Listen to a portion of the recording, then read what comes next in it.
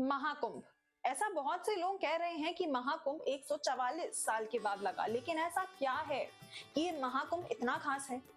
देखिए, ऐसा इसलिए है क्योंकि 144 साल के बाद महाकुंभ में समुद्र मंथन के संयोग बन रहे हैं। बताया जा रहा है कि शुभ संयोग ये तब बना था जब समुद्र मंथन हुआ था। ऐसे में इस बार का जो महाकुंभ है इसलिए बहुत ही खास है। देखिए, महाकुंभ इसका आयोजन सबसे पहले आदि शंकराचार्य जी ने किया था। कुछ कथाओं के अनुसार महाकुंभ मेले का आयोजन समुद्र मंथन के बाद से ही शुरू हो गया था। जिन स्थानों पर भी समुद्र मंथन से निकले हुए अमृत कलश का अमृत गिरा था, उसी समय से वहां एक बहुत बड़े मेले का आयोजन होने लगा था। ऐसी मान्यता है कि उस स्थान की नदियों के जल में भी अमृत है और उसमें स्नान करने वाले या उस जल को पीने वाले को मोक्ष मिलता है। देखिए, समुद्र मंथन के बाद ही गुरु शंकराचार्य और उनके शिष्यों द्वारा सन्यासी अखाड़ों के लिए संगम तट पर शाही स्नान की व्यवस्था की गई थी और तभी से अखाड़ों की नींव भी रखी गई।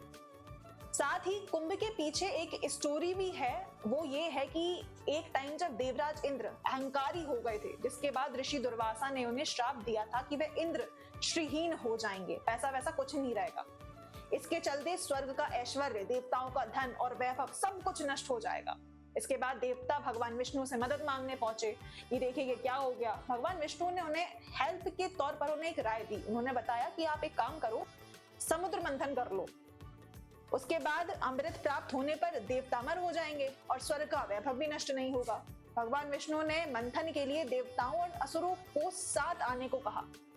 असुरों के राजा दैत्यराज बलि अमृत और रत्न पाने के लिए मंथन के लिए तैयार हो गए। मतलब उनका खुद का लालच था, ठीक है। इसके बाद मद्रांचल पर्वत और वासुकी नाग की सहायता से समुद्र मंथन किया गया। इस मंथन में 14 मुख्य रत्न निकले। साथ ही समुद्र मंथन के दौरान जब भगवान धन्वंतरी अमृत कलश लेकर प्रकट हुए तो देव और दानवों में अमृत पाने के लिए युद्ध शुरू हो गया।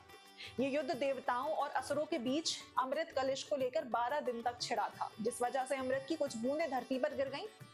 उज्जैन की शिप्रा, प्रयागराज की गंगा, यमुना का वो संगम है, नासिक की गोदावरी और हरिद्वार में गंगा में ये बूंदें जा गिरी।